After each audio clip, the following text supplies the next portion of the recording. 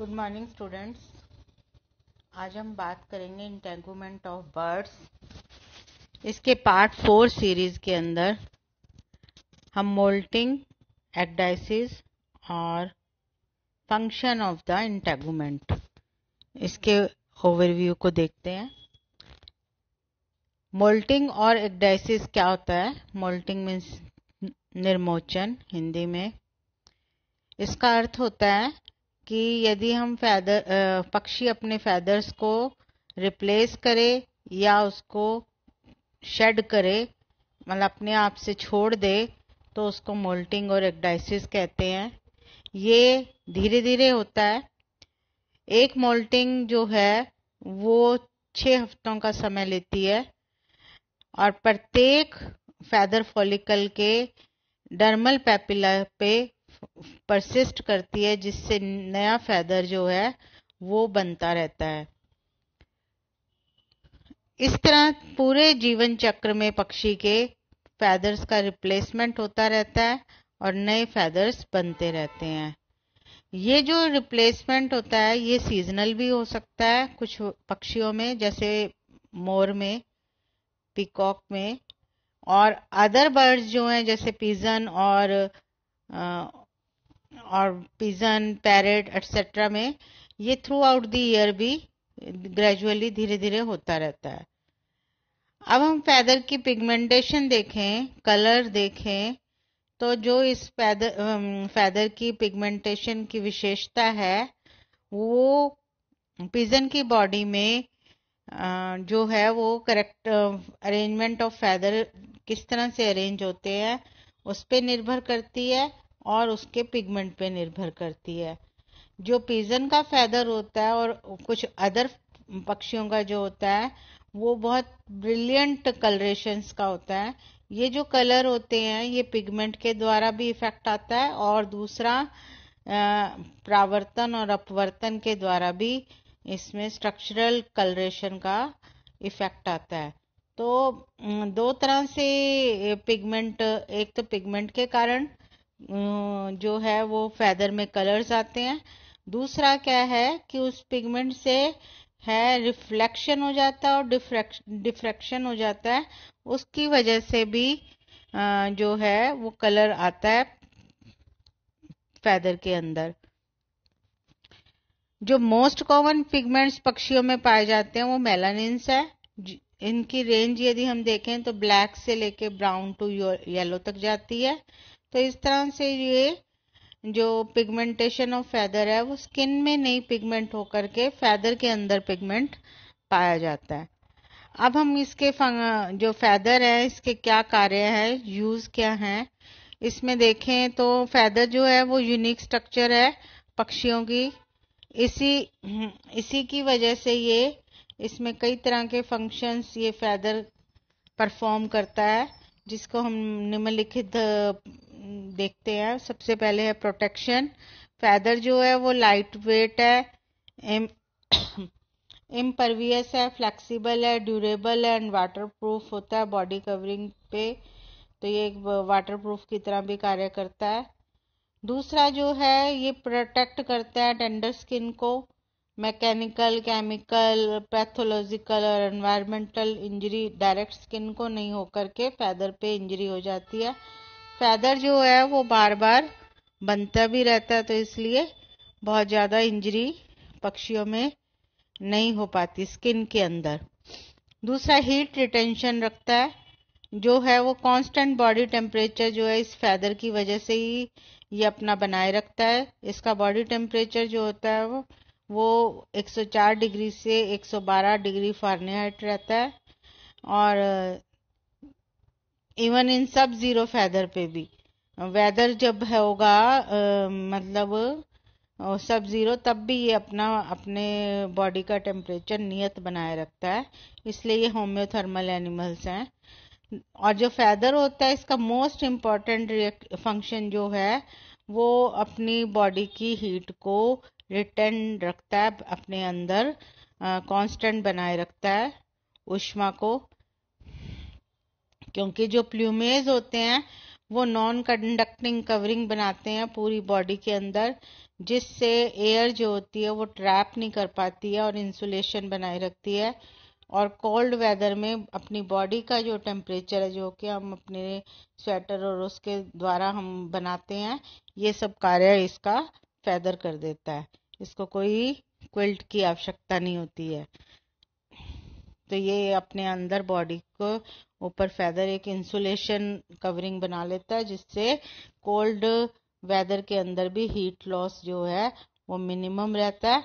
और कई बार देखा होगा अपने पक्षियों में कि वो अपनी फैदर को फ्लफिंग कर लेता है, फुला लेता है, जिससे इंसुलेटिंग मटेरियल जो है वो और ऐड कर देता है एयर से, जिससे एयर की एक लेयरिंग आ जाती है। आपने देखा होगा क्विल्ट सिंगल पैन लेने से आपको उतनी ठंड नहीं रुकती है, यदि आप उसके ऊपर कवर चढ़ा देते हो तो उसकी डबल लेयरिंग हो जाती है, क्योंकि कवर और क्विल्ट के बीच के अंदर एक एयर की ट्रैपिंग आ जाती है जो इंसुलेशन को बढ़ा देती है।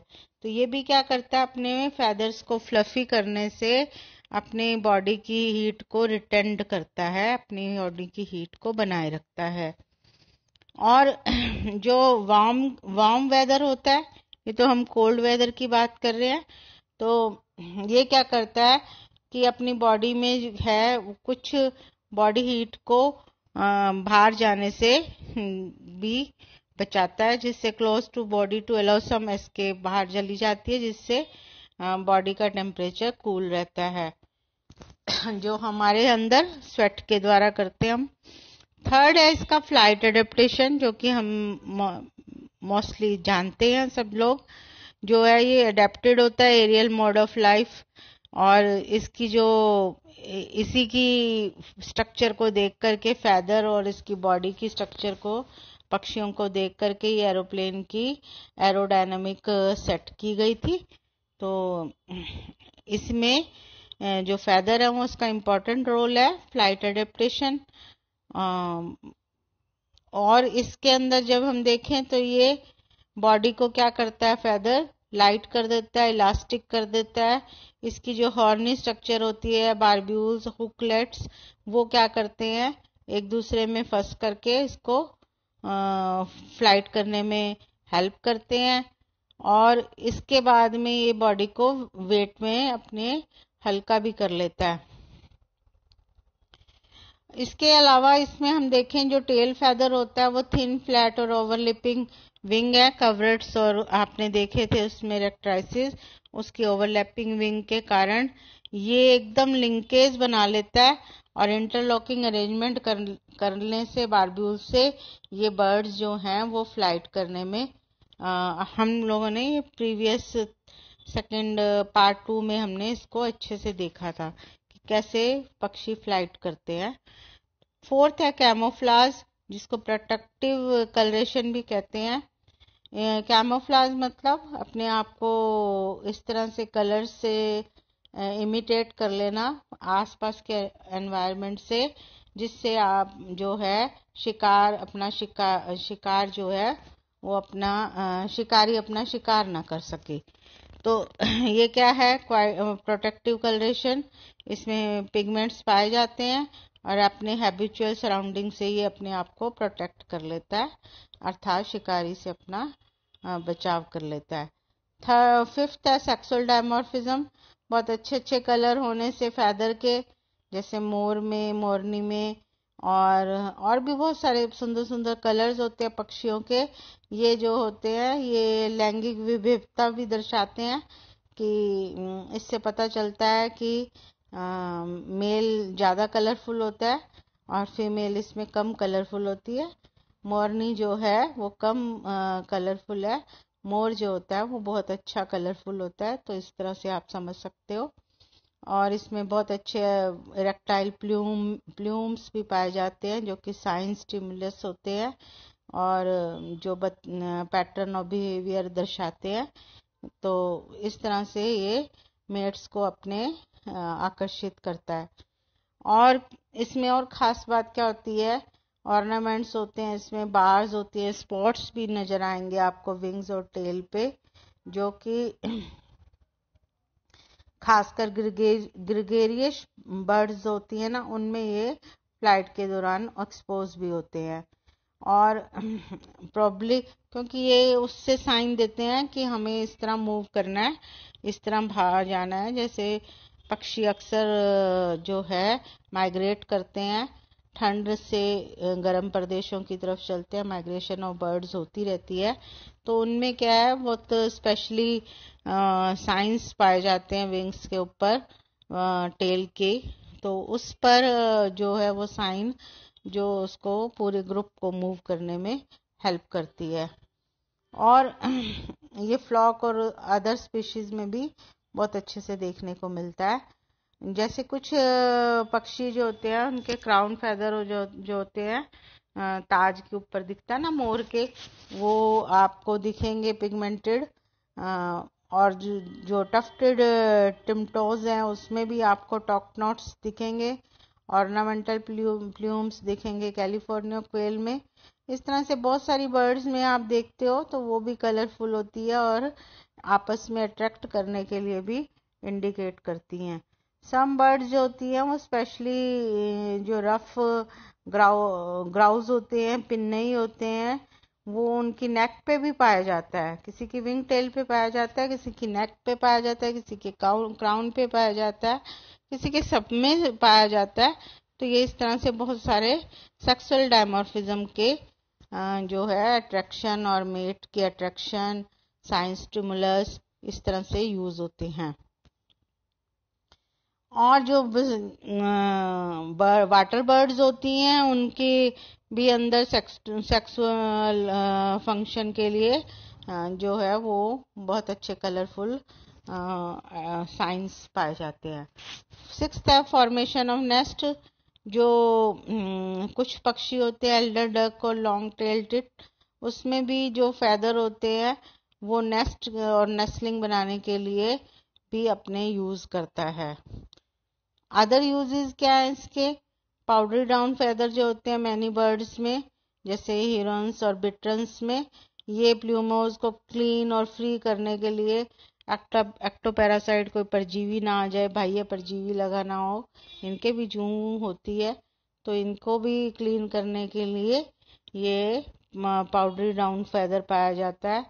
और जो कुछ बर्ड्स की स्पीशीज है उसमें भी स्पीशिएशन अलग अलग जातियों के लिए भी ये है सिग्निफिकेंट रोल होता है। स्पाइन टिप्ड रेक्ट्राइसिस भी पाए जाते हैं चिमनी स्विफ्ट और वुड पैकर्स में, जिससे वो वर्टिकल सरफेस को अपनी क्लीन करता है। और भी मार्किंग फेदर्स में रिकॉग्नाइजेशन मार्क्स पाए जाते हैं कि ये इस स्पीशीज की बर्ड है।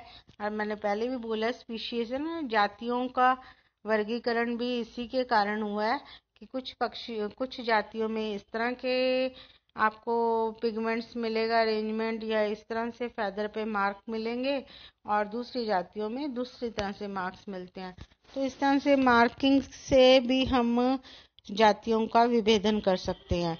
तो इस तरह से हमने देखा कि ये जो पक्षी है इनमें फेदर का बहुत सारा यूज है, और इसके फेदर के अरेंजमेंट्स जो है और कलरेशन से स्पीशिएशन वगैरह की हम पहचान कर सकते हैं। तो ये आज हमारा कंप्लीट हो गया integument of birds. Thank you.